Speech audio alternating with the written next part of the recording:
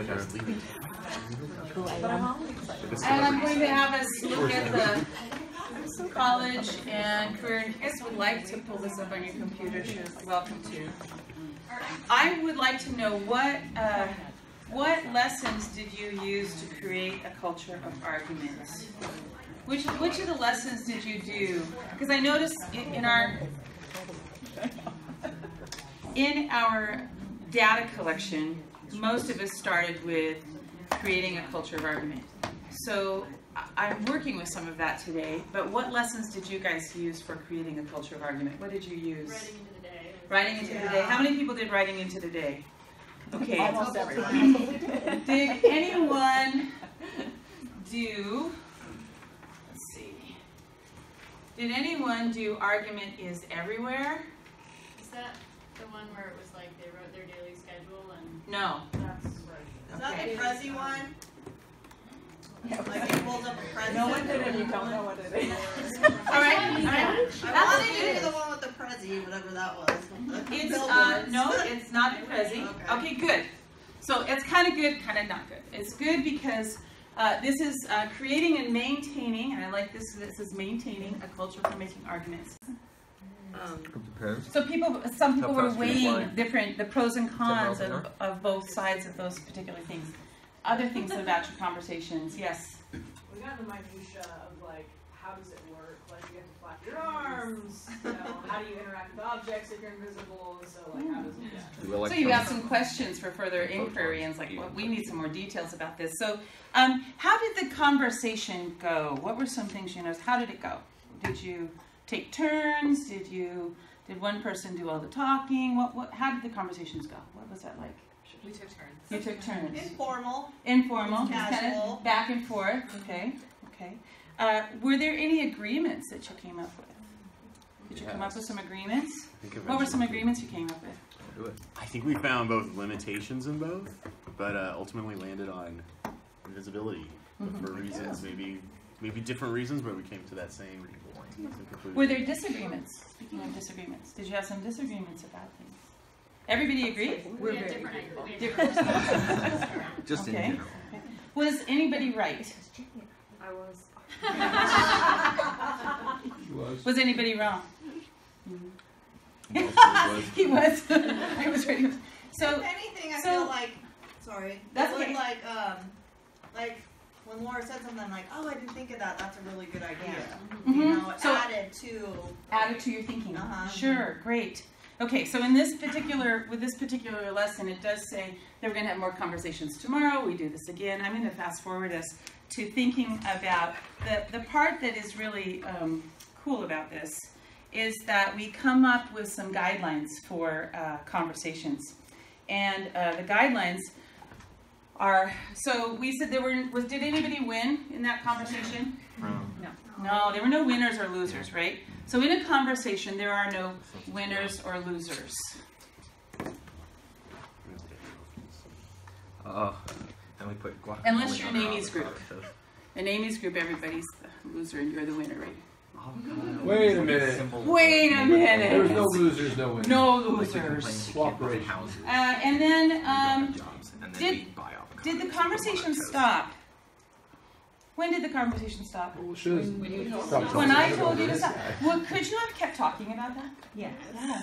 So a conversation can keep going, right? It doesn't. There's not necessarily an end to a conversation. So conversations keep going.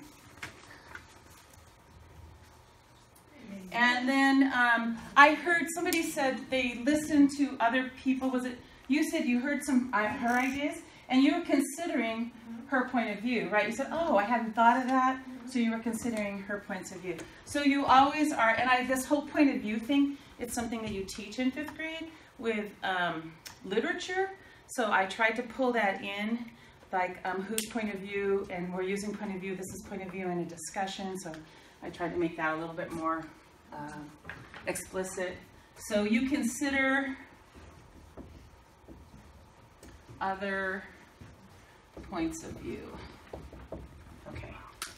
All right. So, and at this point in the lesson, I'll just show you. There's some reference to Harris moves.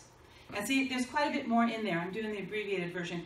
And the thing that I like about this is that you can go as in-depth in this as you want, or as just a brief refresher. So you could use this at your college level to just get people thinking about. So the next thing that I do with my kids is I introduced the idea. Well, I said argument, and I said, when you think of argument, what do you think of? And of course, consider my audience, they're fifth graders. Argument, well, you're fighting and that sort of thing. So I tried to debunk some of those ideas about argument, and I said, really, argument is a conversation. And I made a really explicit point of connecting argument as a conversation. So we are not, when we have an argument, we're actually having a conversation. That's important at my level and with my highly energetic students for a lot of other reasons, which I'll point out to you. So there's a little link here about Harris moves, but these were the kind of some agreements that we came up with, and I kind of kept a little poster of things that we do. You debrief using those same conversations. And then in this particular lesson, it said to use the Pokemon Go, and this is a pretty cool one. The Pokemon Go writing, where is it? Here it is. What is Pokemon Go and why is everyone playing it? Now that's already a little dated, if you can believe it. It's so weird. But I got to this point, and I did this a couple of days with my kids. I was planning on just doing it one day, but I noticed they really needed some more development with the idea of conversation and talking and writing about that before I dived into the lessons. So I did it a couple of days. So there's some flexibility there about when you do that. And I love these 100 would you rather questions because it's something you can always come back to. You can use it as a brain break. You can use it as a refresher for what is a conversation. Let's practice our conversation. I'll add here too that this idea of conversation was very enlarged in my classroom, because what I did was when we were doing math, and I do Math Studio, which you guys might not know about because you're not math teachers, but Math Studio is all about having conversations. And after I did this lesson with my kids and we talked about the characteristic of our conversations and how they went and what a conversation is and how do they work and are there agreements or disagreements, is anybody right or is anybody wrong, I took that into my math class. And the conversations that they had around math just opened up completely. Kids were talking who weren't talking before. They were sharing ideas. Well, this is what I was thinking. What were you thinking? I was like, whoa, my mind was blown, because it was just amazing when I put it in the framework of having a conversation. Before with math, it's like, well, what's the answer? What's the answer? What's the answer, right? And I formed it in the context of a conversation, and it just shifted everything. So I've been taking it into the reading. When we have reading, let's have a conversation with the author.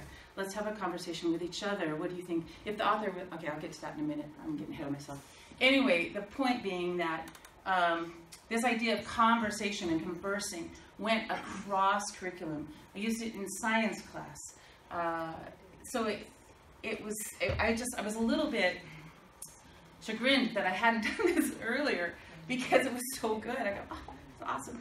So this is the part where I got to where the lesson that I really wanted to do, which addressed the concerns of, let's see, can I find it now?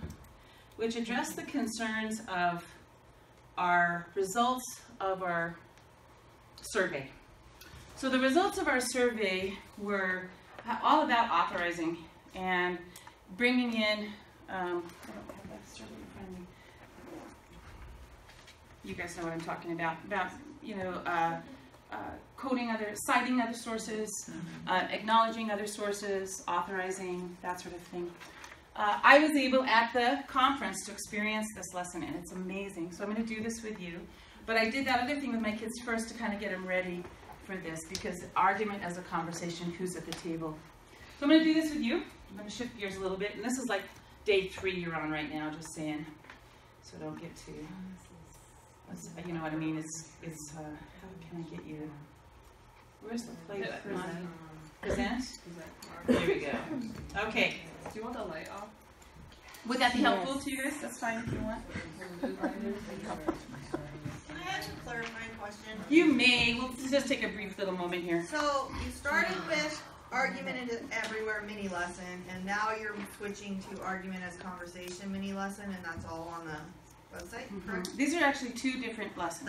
That's what I was trying Yeah, to clarify. yeah, Okay. definitely. Okay. So this one, the first one comes from creating and maintaining a culture of argument creating and maintaining a culture for making arguments. Argument is everywhere.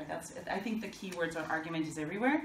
And that's a whole lesson, and that's 4 days, Pokemon Go. And I guess I wanted to share that with you just because it says 4 days, but it's adaptable. You could just do a brief thing. If you see your kids might need more of that, you could extend it out. You could use a different text set. It has the Pokemon Go text set in here, but it also linked there, so if you want to make a different text set or use a different text set for the discussion, for the conversation, you could do that. You could continue that lesson if you wanted. That's a 4-day, and do writing from that. I wanted to do this, I wanted to get the authorizing in there. That lesson does not get the authorizing in there so much. It just brings up the idea of argument as conversation. I wanted to get the other sources, so I just went that far, stopped, and jumped over to here. Okay. So I guess the message is that you have some flexibility when you see what you need. It's not lockstep. There's been some people complaining about how it's so programmatic, but it's not lockstep. It's stuff you can mush, if you will. So it's okay for a secondary person to go over to upper elementary and use those. Oh yeah, Be like, totally. "Geez, lady." And in fact, this lesson is in the upper elementary, but I'm doing it today because I feel like this is something that could be valuable at the upper elementary. You might need to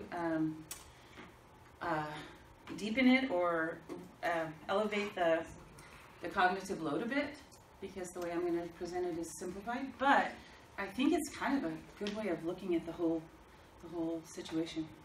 Okay, so what do you see? Let's have a conversation about what you see. Will you talk with your partner and talk about what you see up here on the screen? Go ahead. Let's take about 20 seconds. Take pictures of these chairs. That's what I kept looking at. These look like the chairs. Yeah, sorry. Serious stuff. They seem to have solved that. What's more exciting is that the table doesn't have any legs.